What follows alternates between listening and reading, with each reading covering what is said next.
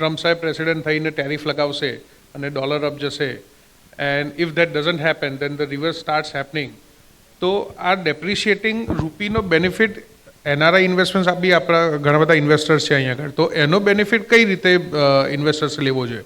So is it a one time phenomenon or it's a long term thing? કે છેલ્લા 20 વર્ષમાં આખા દુનિયાની બધી શેર બજાર તમે જોડી લ્યો, છેલ્લા 20 વર્ષમાં આખા દુનિયાની બધી શેર બજાર તમે જોશો ને તો ડોલરમાં રિટર્ન ગણો, ઇન્ડિયા ઇઝ નંબર 1.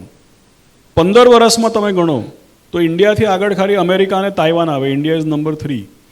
અને 5 વર્ષ, 10 વર્ષ, 15 વર્ષ, 20 વર્ષ, 1 વર્ષ, 3 વર્ષ, કોઈ બી સમયગાળો તમે જોઈ લ્યો, ઇન્ડિયાની માર્કેટનું રિટર્ન ડોલરમાં ટોપ 2 કે ટોપ 3 માર્કેટમાં આવે છે.